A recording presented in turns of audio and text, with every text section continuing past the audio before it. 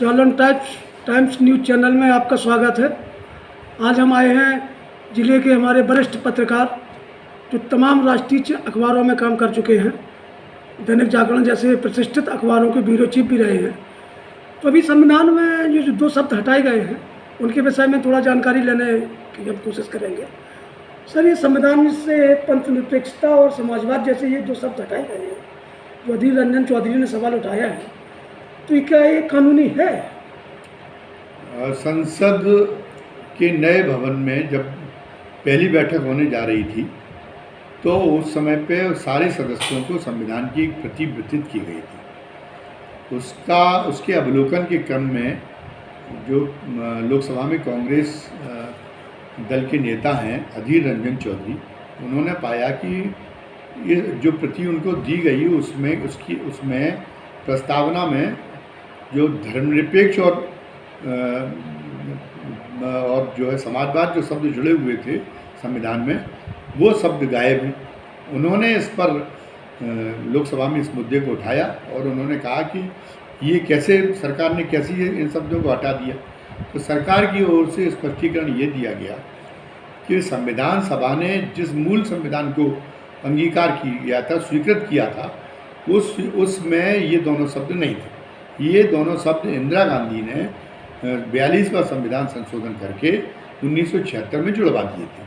तो ये संविधान का मूल हिस्सा नहीं है, तो हमने मूल प्रति बांटी है, संशोधित प्रति नहीं बांटी है। ये सरकार का ये जो कहना है ये नितांत गैरकानूनी है, क्योंकि ये शब्द भले ही बाद में जोड़े गए हैं, लेकिन ये शब्द बाकायदा जो संविधान संशोधन की भेद प्रक्रिया है उसका पालन करते हुए जोड़े गए थे। तो इसलिए यही अब संविधान के मूल का अंश बन चुके ये दोनों शब्द। और अब कोई इस तरीके की बात कहना कि नहीं वो जो पहले वाला संविधान मूल संविधान है और ये संशोधित संविधान है, तो हम मूल संविधान को मानते, संशोधित को नहीं मानते, ये एक तकनीकी रूप से निश्चित रूप से गैरकानूनी है। सरकार का और सत्ता पक्ष का इरादा कितना भी नेक क्यों ना हो, उनके दलीलों में भले ही इन शब्दों को हटाने का औचित्य हो, लेकिन ये मतलब जब तक कि वो उचित प्रक्रिया के जरिए अगर उनको हटाना ही था तो उचित प्रक्रिया को अपना के इनको हटाते, लेकिन उसके लिए उनके पास में न तो संसद में यथेष्ट बहुमत है, ना ही पर्याप्त राज्यों का उनके साथ समर्थन है, तो इसलिए वो ऐसा कर नहीं सकते थे। तो उनको धैर्य रखना चाहिए था। आगे चल के हो सकता है कि वो इसी मुद्दे को लेके जनता के बीच में जाते और हो सकता है कि उनको अपेक्षित समर्थन, अपेक्षित बहुमत मिल गया होता तो फिर वो अगली बार कर लेते। लेकिन उनको ये गैरकानूनी तरीके से इस तरीके का काम नहीं करना चाहिए सरकार को। सर, ये सरकार को समाजवाद और पंथनिरपेक्षता सबसे इतनी एलर्जी क्यों है? दूसरा, इनके बने रहने से सरकार को क्या नुकसान समझ में आता है?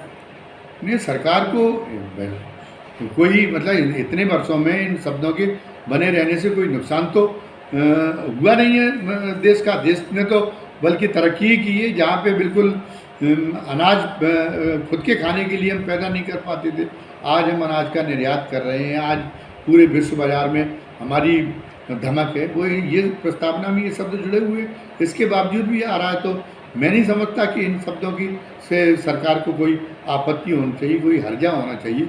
लेकिन सरकार ने ऐसा प्रचारित कर रखा है जैसे कि अगर वो पंथनिरपेक्षता जैसा शब्द बना रहेगा तो हिंदुओं का बड़ा नुकसान होगा। वास्तविकता तो ये है कि हिंदुओं को इससे सबसे ज़्यादा फायदा हो रहा है। इंग्लैंड का संविधान पर पंथनिरपेक्ष है। इसी की वजह से जो है इंग्लैंड में आज एक हिंदू प्रधानमंत्री का चुना जाना संभव हुआ। आज वो युग आ गया है जो पंथनिरपेक्षता का लाभ पूरी दुनिया में उठा रहे। अमेरिका का राष्ट्रपति दुनिया का सबसे शक्तिशाली व्यक्ति माना जाता है और वहाँ ऐसी स्थितियाँ बन रही हैं कि वहाँ पर जो है हिंदू राष्ट्रपति बनने के आसार समझ में आ रहे हैं आगे चल के। यानी दुनिया का सबसे शक्तिशाली व्यक्ति एक हिंदू हो सकता है आगे चल के। हम ये जो काम करेंगे इसकी प्रतिक्रिया अगर विश्व समाज में अगर हुई और कहीं अगर इस तरीके का कि वो लोग भी इसी प्रेरित हो गए अपना शब्द ये पंथनिरपेक्षता हटा के वो कहेंगे हम तो ईसाई मुल्क है, तो यहाँ पे जो प्रधानमंत्री का पद है, जो राष्ट्रपति का पद है, वो केवल ईसाइयों को मिलेगा। तो ये तो हिंदुओं का नुकसान है। अगर हिंदू राष्ट्र के बने रहने से कोई बड़ा फायदा होता तो नेपाल तो हिंदू राष्ट्र था, उसने ये शब्द क्यों हटा लिए? तो हम नहीं समझते। और पंथनिरपेक्षता के बने रहने से कौन सा हिंदू धर्म में कौन सी रुकावट आ रही? अभी भी जब पंथनिरपेक्ष शब्द जुड़े हुए हैं, तब भी हम देख रहे थे जब कांग्रेस की सरकार थी और दूसरी पार्टियों की सरकारें थी, तो हम देखते थे कि जो उद्घाटन और शिलान्यास होते थे उनमें पंडित जी बुलाए जाते थे, उनमें कलावा बांधा जाता था, उनमें नारियल फोड़े जाते थे, उसमें कोई मुल्ला को अजान देने के लिए, कोई मुल्ला कर सकते तो कोई पढ़वाने के लिए किसी को बुलाया नहीं गया, किसी ईसाई को तो कार्यक्रमों में बुलाया नहीं गया और कोई आपत्ति भी नहीं हुई इस पे के पंथनिरपेक्ष शब्द। हालांकि ये भी गलत था पंथनिरपेक्षता के रहते हुए, ऐसा नहीं करना चाहिए था। इसी तरीके से समाजवाद का शब्द है, समाजवाद मिश्रित अर्थव्यवस्था को हमारे अंगीकार किया गया है, पूर्ण समाजवाद को आता नहीं, और वो एक अनुकरणीय है। आज कई चीज़ों का निजीकरण होना चाहिए था, मैं भी मानता हूँ। जैसे संचार के क्षेत्र में निजीकरण हुआ, बड़ा लाभ मिला इसका। आज संचार सेवाएं सस्ती भी हो गई, ज़्यादा जो है गुणवत्तापूर्ण भी हो गई। सरकारी क्षेत्र उस ढंग की रिजल्ट नहीं दे पा रहा था, लेकिन कई क्षेत्रों में बड़ा नुकसान हो रहा है। जैसे शिक्षा और चिकित्सा जैसे क्षेत्र हैं जो लोगों के बुनियादी अधिकारों से जुड़े हुए हैं, वहाँ तो गरीब आदमियों के लिए बड़ी शामत आ गई है। कॉन्वेंट स्कूलों में, सरकारी स्कूलों से कमतर दर्जे के टीचर पढ़ाते हैं, जबकि पढ़ाना ही मुख्य काम है स्कूलों का। और उन स्कूलों में लेकिन फीस सरकारी क्षेत्र से बहुत ज़्यादा ली जाती है। सरकारी क्षेत्र में तो प्राइमरी स्तर तक तो निःशुल्क ही है, तो लेकिन वहाँ तो सभी में फीस ली जाती और तमाम तरह की मनमानियाँ की जाती। मनमाने वो अपने पाठ्य पुस्तक बनाते हैं ताकि कमीशन पे लेके किताबें चला सकें, मनमानी ड्रेस का प्रावधान करते, उसमें भी कमीशन लेते हैं। फिर तमाम सारी इवेंट जो करते हैं उसमें अलग अभिभावक की जेब काटते हैं। और स्थिति ऐसी बन गई है कि अभिभावक को भी लगने लगा कि अगर उसने कॉन्वेंट स्कूल में अपने बच्चे को नहीं पढ़ाया और कि अगर ये नहीं किया तो फिर उसके बच्चे को अच्छी शिक्षा नहीं मिल पाएगी, जबकि परिषदीय स्कूलों में और सरकारी स्कूलों में ज़्यादा बेहतर शिक्षक है। और हम देख रहे हैं कि उच्च शिक्षा भी बहुत महंगी होती जा रही। कुछ दिनों में तो स्थिति ये आने वाली है, सरकार भी अपने इंस्टीट्यूशन की फीस बढ़ाती जा रही कि गरीब का बच्चा तो पढ़ ही नहीं पाएगा। तो ये तो बड़ी बेजा है चीज़ है। सरकार को मुफ्त शिक्षा, सभी स्तरों की शिक्षा, मुफ्त शिक्षा का प्रावधान करना चाहिए। और शिक्षा और चिकित्सा और परिवहन के क्षेत्र की भी मैं कहता हूँ, आज रेलवे प्लेटफार्म को भी आप निजी कंपनियों को सौंप रहे हैं, जिन्होंने प्लेटफार्म के प्रवेश का टिकट बहुत ज़्यादा बढ़ा दिया है। आप फिर आगे चल के रेलवे का परिचालन भी सौंपने वाले। आप रोडवेज बसें बंद करके वहाँ पे बसें भी आप जो है वो भी पूरी निजी क्षेत्र के हवाले कर देने वाले। हम समझते हैं कि इसके बाद में तो आम आदमी के लिए सफ़र करना बड़ा मुश्किल हो जाएगा, जबकि सफ़र तो हर आदमी को करना पड़ता है। तो एक मिश्रित अर्थव्यवस्था को रहने देनी चाहिए और उसका डायरेक्शन समाजवाद का ही होना चाहिए। और भारतीय मजे की बात तो ये है कि उत्तर प्रदेश के मुख्यमंत्री अभी पिछले सत्र में चर्चा के दौरान कह रहे थे कि आज समाजवाद की नहीं रामराज की ज़रूरत। अरे समाजवाद और रामराज कोई परस्पर विरोधी शब्द थोड़ी है। अगर जो समाजवाद की भावना को देखें तो लगता है कि कृष्ण तो दुनिया के पहले समाजवादी थे। रामराज भी एक तरह से समाजवाद का ही स्वरूप था। और बीजेपी के नेता ये कैसे कह सकता कि जबकि बीजेपी का जब गठन हुआ, बीजेपी का जब निर्माण हुआ है, तो उसका जो पार्टी का जो संविधान, उस पार्टी के संविधान में गांधीवादी समाजवाद को लाने की बात कही गई। तो आपको समाजवाद के नाम पे इतनी घृणा क्यों है, कितनी आपत्ति, एलर्जी क्यों है, मेरी तो समझ में नहीं आता। सर, आज पंथनिरपेक्षता और समाजवाद को आज के परिप्रेक्ष्य में उसकी प्रासंगिकता आप कैसे देखते हैं? अब ये देखा है कि पहले जो पश्चिमी देश थे ये पोप द्वारा संचालित होते थे, धार्मिक हस्तियाँ ही इनका करती थी। और लेकिन उसके बाद में उन्होंने कहा कि नहीं, धर्म निजी आस्था का विषय, वो लोग भी कम अपने धर्म के प्रति कम आस्थावान नहीं है। सारी ईसाई चर्चों में जाते, पदाधिकारी, प्रधानमंत्री, मंत्री होने के बाद में भी चर्चों में जाते हैं, तो वो धर्म से कोई विमुख नहीं हुए। वहाँ पे कोई धर्म के लिए कोई विमुखता तो पैदा हुई नहीं।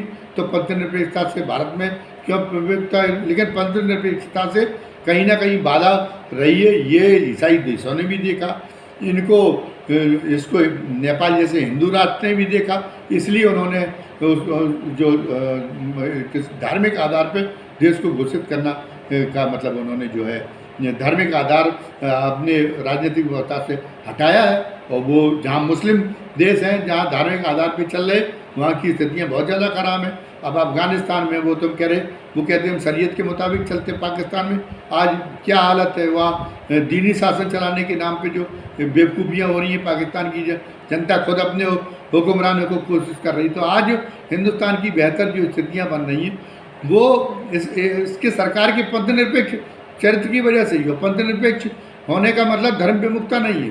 हिंदुओं को अपने धर्म का पालन करने में, अपने धर्म को बढ़ाने में उससे कोई रुकावट नहीं आने वाली। जो ये भ्रम पैदा कर दिया है, ये भ्रम दूर हो जाएगा। बल्कि अगर धार्मिक राष्ट्र घोषित हो जाएगा तो कई तरह का नुकसान होगा। हम देखते कि मंदिरों में कोई संविधान संशोधन लागू नहीं होता। मंदिर लोक कल्याणकारी कार्य नहीं कर रहे। क्यों? क्योंकि उनके मंदिरों की जो हमारा जो धार्मिक संविधान है उनमें व्यवस्था ही है कि लोक कल्याण महंतों की गद्दियाँ, तो वहाँ अखाड़ों का संचालन होना चाहिए। वहाँ जो है पट्टे तैयार किया जाना चाहिए जिनके घी दूध मेवा की व्यवस्था और अखाड़ों के संचालन का पूरा जिम्मा उठाएंगे वो पूरे जो महंत की गद्दी है वो उठाएगी। लेकिन कहीं ऐसा हो रहा है? तो हम तो ये देख रहे हैं कि वहाँ तो कोई संविधान नाम की कोई चीज़ ही नहीं, तो उसके वो नज़रिए भी देख रहे। तो हम कोई हिंदू धर्म के विरोध की कोई बात नहीं, लेकिन पंथनिरपेक्षता सरकार के लिए, शासन को पंथनिरपेक्ष होना चाहिए। शासन को एक उनके जो आधुनिक नॉर्म्स हैं एडमिनिस्ट्रेशन के, उनके मुताबिक ही काम करना चाहिए, तभी एक शासन बेहतर तरीके से कर पाएगा। अब अगर ये मंशा हो कि नहीं हम तो हिंदू राष्ट्र घोषित करेंगे और हिंदू राष्ट्र की आड़ में सामाजिक परिवेश जो है बात को फिर बहाल करेंगे, जिसमें ये था कि चिन्हित था कि नहीं जो काम है वो जो जातियां करेंगी उनको नीच कहा जाएगा और जो जातियां केवल बकवास करने का काम करेंगी उनको उच्च जाति समझा जाएगा। ये जो था विश्वकर्मा योजना को तो मुझे लगता इसी लक्ष्य से लाया गया, क्योंकि सरकार पे आरोप लग रहा था कि वो आरक्षण समाप्त कर रही है। आरक्षण की वजह से आज सरकारी नौकरियों में बैकवर्ड की और उसके ओबीसी के लिए और SC ST के लिए आरक्षण की व्यवस्था, उसकी वजह से वो कर्मचारी और अधिकारी बन के आज क्या है कि उनका दबदबा बनने लगा। आज जो उनको सेवक बनाए रखने की भावना थी, वो सेवक बनाए रखने की भावना को बड़ा धक्का पहुंचा है। तो आप फिर चाहते हैं कि वो उसी तरफ उनको धकेल दिया जाए जहाँ जाति की उनकी पहचान पेशे की उनकी पेशे से जुड़ी हुई थी। और पेशे वो चूँकि वो पेशा करते थे, कुम्हारगिरी करते थे, इसलिए उनको निकट समझना, उनको दोयम समझना। वो बढ़ईगिरी करते थे इसलिए दोयम समझना, और वो जो है धोबी का काम करते थे इसलिए उनको दोयम समझना। इन स्थितियों में आपने विश्वकर्मा योजना घोषित की है, तो उसमें वो जो जातियों की जो पेशागत पहचान है उसी को तो बहाल करने का काम कर रही है। अगर उन कामों में इतना फ़ायदेमंद है और आप उनको हुनरमंद काम कहते हैं, हुनर का काम कहते हैं, तो जैसे हुनर का काम दुनिया की दूसरे में देशों में सम्मान होता है वैसा यहाँ पे भी होना चाहिए। वो सम्मान कब होगा? जब अगर गरीबी का रोना सवर्ण रोते हैं, तो मैं पिछली वीडियो में भी कह चुका हूँ कि सवर्णों को उत्साहित किया जाना चाहिए कि आज तो बहुत अच्छा पैकेज है हेयर सैलून चलाने में। आप हेयर सैलून चलाने की ट्रेनिंग लें और आप भी हेयर सैलून चलाएं। आप भी जो है धोबीगिरी का काम करें। आप केवल ड्राई क्लीनर्स के प्रोवाइडर क्यों बनना चाहते? आप कपड़े धोने का काम करें। गांव लेवल पे आपके पास पूंजी काम है, अब उसमें बड़ा फ़ायदा है, तो आप भी उस फायदे को काम हटाएं ताकि पेशों की जातिगत पहचान न रह जाए। तो फिर कोई दूसरी जात को नीचा देखने की कोशिश करेगा नहीं, क्योंकि हर जात का आदमी हर तरह का काम कर रहा होगा, और जो काम कर रहा होगा वो अगर शिल्पी है तो उसका एक अलग ढंग से कलाकार के रूप में उसका सम्मान किया जाना चाहिए और ये काम किया जाना चाहिए। तो इसमें मैं तो कह रहा हूँ कि विश्वकर्मा योजना में संशोधन किया जाए। विश्वकर्मा योजना केवल जो परंपरागत रूप से वो काम कर रहे केवल उनके लिए ना हो, उसमें सवर्णों के लिए भी, अपर कास्ट के लोगों के भी प्रशिक्षण और प्रेरित करने का काम किया जाए कि वो भी अगर गरीब हैं तो गरीबी हटाने के लिए वे भी सरकारी नौकरी की ओर देखने की बजाय और मतलब वो भी इन पेशों को अपनाने का काम करें।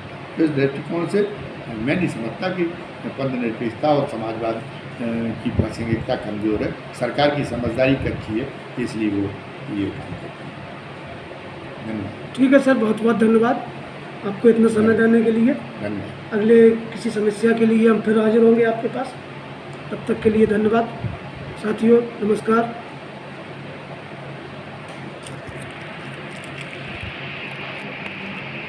फिर